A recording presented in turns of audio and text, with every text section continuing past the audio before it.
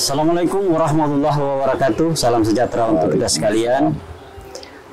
Teman-teman sekalian, masyarakat Kabupaten Tojo Unauna, ketemu lagi dengan saya Sumarlan di acara podcast via Patuju Dinas Komunikasi dan Informatika Kabupaten Tojo Unauna.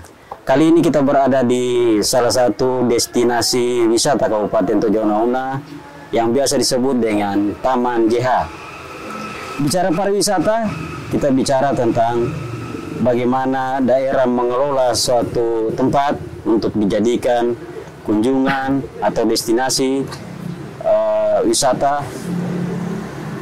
Yang kita ketahui bersama bahwa Kabupaten Tojo Unauna, khususnya wilayah Kepulauan Togean, merupakan destinasi wisata nasional yang terus berbenah dan menata diri.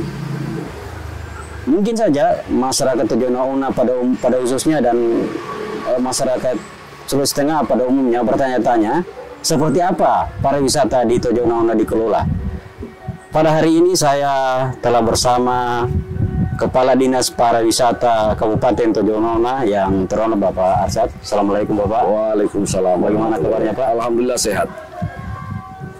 Jadi seperti ini Pak, masyarakat mungkin bertanya seperti apa pariwisata di Tojo Unauna ini dalam hal untuk mempromosikan keluar untuk mendapatkan atensi dari wisata-wisata di luar.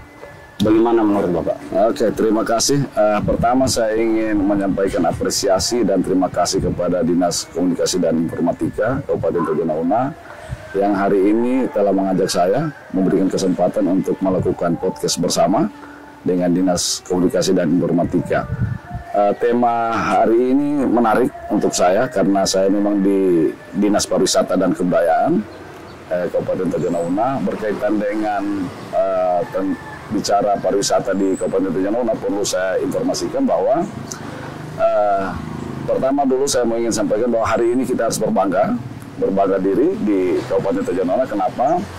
Karena dari hasil kunjungan wisatawan yang ada di Kabupaten Tojo Unauna khususnya mancanegara, kita hari ini menjadi penyumbang lebih dari separuh kunjungan wisatawan mancanegara untuk Sulawesi Tengah. Jadi 13 kabupaten kota itu kita penyumbang wisatawan mancanegara yang terbesar. Nah, sampai dengan saat ini kita sudah mencapai kunjungan wisatawan itu kurang lebih 8.000 wisatawan mancanegara yang hadir. Dan pada tahun ini kebetulan di bulan ini, dari bulan Juli kemarin sampai dengan diperkirakan September, itu akan terjadi high season jumlah kunjungan wisatawan mancanegara ke Kepulauan Togean. Nah, itu salah satu catatan penting dan harus kita mengapresiasi dan berterima kasih dengan kunjungan yang ada. Namun perlu saya sampaikan bahwa untuk mengembangkan pariwisata di Kabupaten Tojo Unauna ini kita juga tidak mudah membalik telapak tangan karena masih banyak masalah-masalah yang harus kita tangani, kita atasi dan kita perbaiki sehingga bisa betul-betul memberikan suatu perkembangan pariwisata yang akan lebih maju ke depan.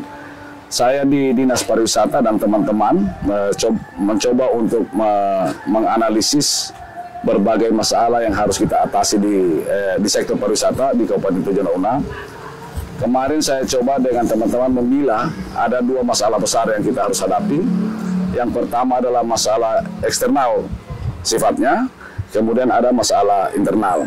Nah, masalah eksternal yang kami manai di Dinas Pariwisata dan Kebudayaan adalah masalah-masalah yang bukan menjadi urusan Dinas Pariwisata dan Kebudayaan, tetapi berdampak sangat terhadap kemajuan pariwisata itu sendiri.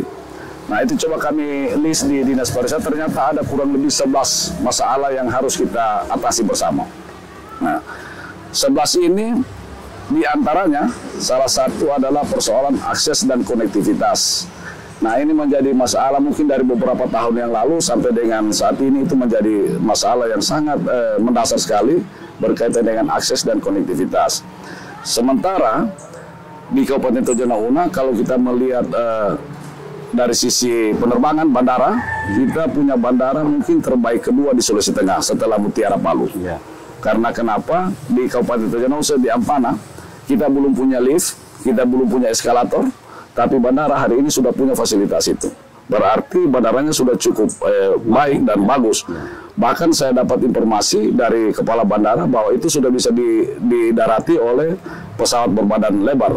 Karena panjang landasan pacunya itu kurang lebih 1.900 meter. Nah, sementara kita punya bandara yang bagus, kita belum punya penerbangan yang begitu lancar untuk menghubungkan Ampana dengan kota-kota besar lainnya di Indonesia. Nah, maka itu menjadi masalah.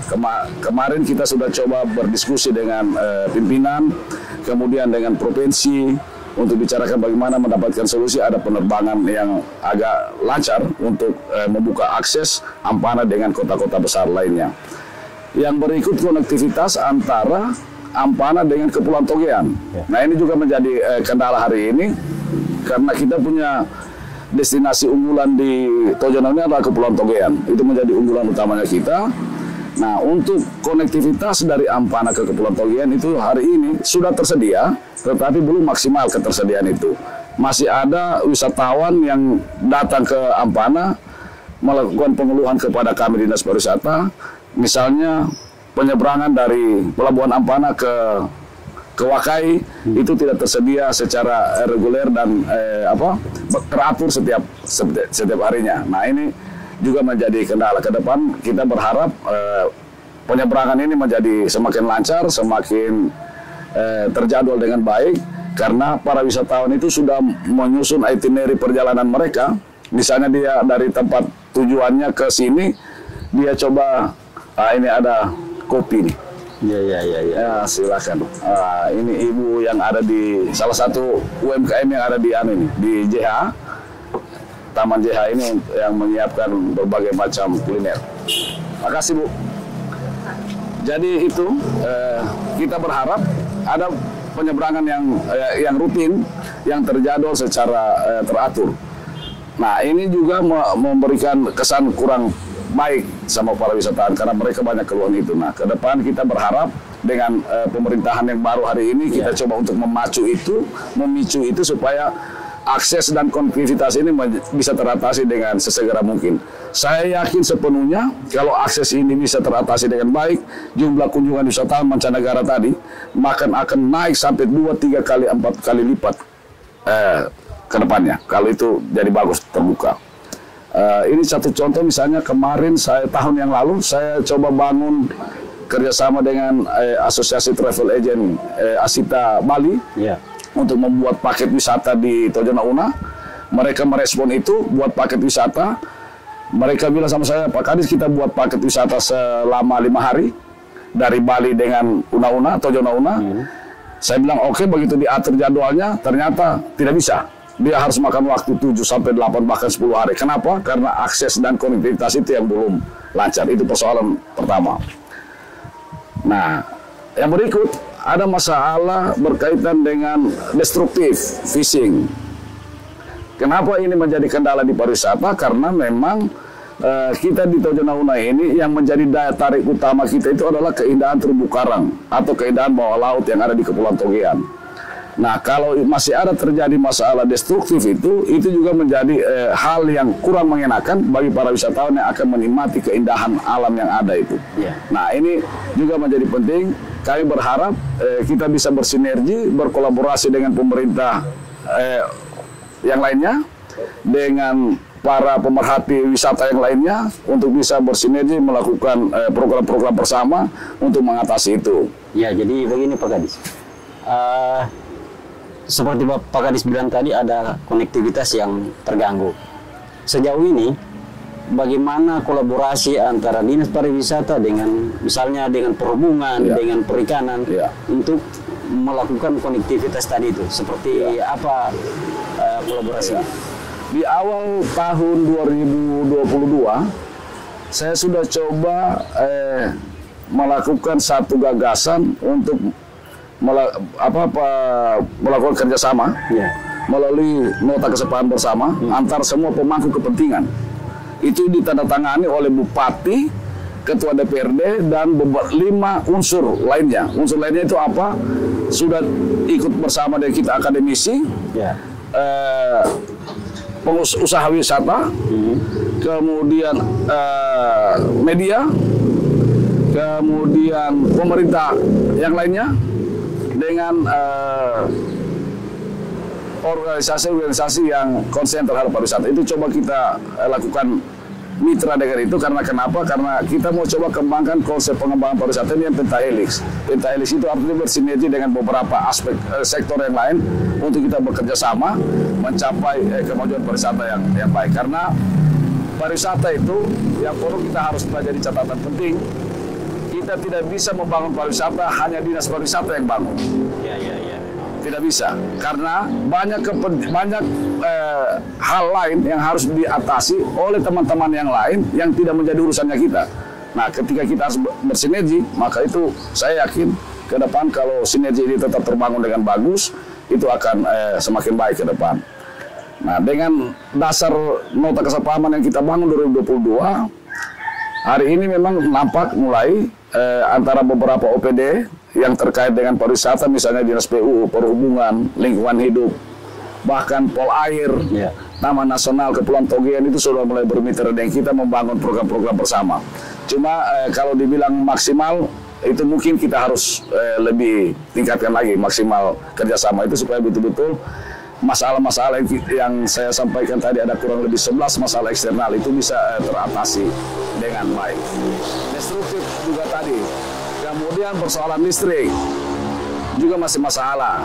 Nah, mungkin kalau di Kepulauan Togian itu listrik untuk di desa-desa hampir semua sudah teraliri listrik. Tapi kan persoalannya ada di tempat-tempat wisata. Di akomodasi wisata itu masih kekurangan listrik. Mereka masih menggunakan listrik genset sendiri, sehingga biaya operasionalnya meningkat, maka itu akan mengganggu biaya operasional. Ada yang lain misalnya telekomunikasi. Hari ini juga di Kepulauan Togian masih kekurangan jaringan telekomunikasi. Banyak wisatawan yang curhat ke kami di Dinas Pariwisata. Pak Kadis, bagaimana dengan komunikasi? Saya ini mau suka kabari ke keluarga, saya mau suka live, saya mau suka ini, macam-macam, tidak punya jaringan yang itu. Jadi mungkin ke depan jaringan ini juga perlu kita lebih tingkatkan. Air bersih juga termasuk. Support sistem lainnya, misalnya ketersediaan kebutuhan wisatawan yang ada di Kepulauan Togian. Pernah saya dikeluhkan oleh para wisatawan, dia sampai dari Togian datang ke saya, dia bilang, Pak Kadis, kalau Togian itu sangat baik, sangat indah, sangat menawan, pokoknya macam-macam yang baik-baik dia sampaikan. Cuma ada masalah Pak Kadis, dia bilang, saya ini orang yang suka kalau pagi bangun itu mau ingin buah segar, saya makan. Ketersediaannya mana tidak tersedia. Nah, kan ini support system seperti itu salah satu contoh. Misalnya ini perlu kita dukungan dari Dinas Pertanian, misalnya dari komunitas-komunitas yang lain yang menyiapkan kebutuhan-kebutuhan wisatawan seperti itu. Kira-kira itu beberapa masalah yang harus kita atasi bersama ke depan. Jadi kemudian Pak Kadis, kan kita lihat fenomena di Ampana. Setelah turis datang di Ampana, para wisatawan datang, itu tidak langsung ke Togian. Mereka masih stay di Ampana 1 sampai 2 hari. Nah, yang kemudian jadi pertanyaan masyarakat umumnya bahwa apa yang menjadi konsentrasi pariwisata khususnya untuk wilayah Ampana ini? Bagaimana cara pengembangannya sehingga wisatawan yang berkunjung ke Pulau Togian sehingga di Ampana itu tidak merasa jenuh? Kira-kira ada tidak program atau ide yang dari Dinas Pariwisata untuk yang di Ampana sendiri? Harapannya memang seperti itu. Jadi begini, kita di Dinas Pariwisata berharap seperti itu, karena tadi yang saya bilang akses ini yang penting. Ketika bandara itu sudah jalan dengan bagus di sini, maka wisatawan itu sudah tidak masuk dari pintu-pintu yang mana. Dari Gorontalo dia sudah tidak masuk pasti, dari Luwuk dia sudah tidak masuk dari Luwuk, yang jelas dia masuk dari bandara Tanjung Api Ampana. Nah, kita di Dinas Pariwisata berharap sebenarnya ketika mereka turun dari bandara, hari itu pun dia belum harus take off ke Togian, dia harus stay dulu di Ampana ini mungkin 1 malam atau 2 malam paling lama untuk menikmati daya tarik wisata yang ada di bagian darat ini. Nah, strategi kami kemarin, kami coba mendorong Labuan salah satunya.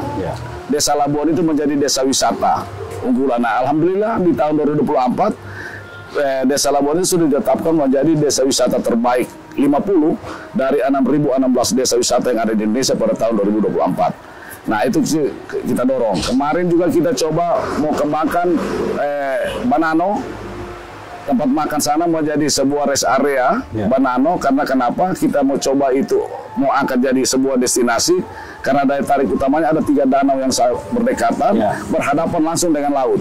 Nah itu tahun kemarin kita sudah selesai penyusunan master plan-nya, dan insya Allah ini kita tahun ini ada penyusunan DED-nya lagi, dan mungkin tahun depan sudah mulai melakukan pembangunan fisik yang untuk menata destinasi itu. Kemudian di beberapa tempat lain, kemarin saya sudah coba dengan Salwaba, desa Salwaba, karena ada daya tarik juga di sana yang bisa dinikmati. Kemudian di Webone ada tempat para layang, itu kita coba, jadi kita coba desain terus, termasuk JH ini, kita coba mau desain bagus di Angkringan Labuan, Malotong, Air Panas, Marowo, itu semua coba kita hari ini untuk selalu menata kembali destinasi itu. Kenapa kita tata ini dengan baik? Supaya wisatawan yang datang ke Tojo Una yang mau menyeberang ke Togian itu masih ada tertarik untuk menikmati dulu daya tarik wisata yang ada di bagian darat ini, sehingga mereka bisa stay di sini 1 malam sampai 2 malam. Itu harapannya kita. Nah, alhamdulillah itu mulai terbangun. Hari ini kalau kita coba cek data kami di Marina di Dinas Pariwisata, ternyata wisatawan mancanegara yang datang ke Tojo Una itu sudah stay 1 malam dulu di Marina atau di Lawaka, di Hotel Lawaka atau di hotel yang lain sebelum dia besok menyeberang ke Togian. Nah, yang menjadi penting tadi yang pertama saya bilang, ketersediaan konektivitas dari Ampana ke Togian itu harusnya setiap hari bisa ada dan teratur waktu pemberangkatannya, supaya itinerary yang dibuat oleh para wisatawan ini tidak jadi kacau lah, gitu kira-kira. Ya, saya kira apa yang digambarkan oleh Pak Kadis tadi menjadi wawasan baru dan ilmu baru untuk kita masyarakat Tojo Una. Silakan Pak Kadis. Dan masyarakat Sulawesi Tengah pada umumnya. Barangkali Pak Kadis ada close statement untuk masyarakat Tojo Una dan masyarakat Sulawesi Tengah pada umumnya. Silakan Pak. Ya, saya sampai dengan hari ini dan bahkan seterusnya sangat berharap sekali kita harus bermitra, kita harus bekerjasama, bersinergi. Makanya saya punya slogan di Dinas Pariwisata itu dengan slogan sepakat. Sepakat itu artinya sinergitas program pariwisata berkelanjutan. Jadi untuk membangun pariwisata ini supaya jadi bagus, semua pihak, semua stakeholder harus bersinergi dengan kita. Jangan bikin protes, tapi kita membawa masalah, kemudian kita bagaimana diskusikan masalah itu, baru kita apa tanggung jawab kita masing-masing untuk mengatasi masalah itu. Kalau itu terjadi, saya yakin sepenuhnya, insya Allah Tojo Una akan menjadi sebuah tempat wisata yang unggul di Indonesia. Karena hari ini baru ada 10 Bali baru, kita berharap ada 11 ke depan itu adalah Tojo Una salah satunya. Kira-kira itu. Ya. Oke, terima kasih Pak Kadis. Terima kasih. Teman-teman semua, masyarakat Tojo Una dan masyarakat Sulawesi Tengah pada umumnya, dari Taman JH Kecamatan Ampana Kota, Kabupaten Tojo Una, kami dari tim podcast CV 47 Dinas Komunikasi dan Informatika Kabupaten Tojo Una menyampaikan kepada kita semua bahwa silakan berkunjung ke Tojo Una, nikmati wisatanya dan rasakan sensasinya. Dari JH Ampana, saya Sumarlan Pagesa mengucapkan terima kasih. Wassalamualaikum warahmatullahi wabarakatuh. Ayo ke Togian.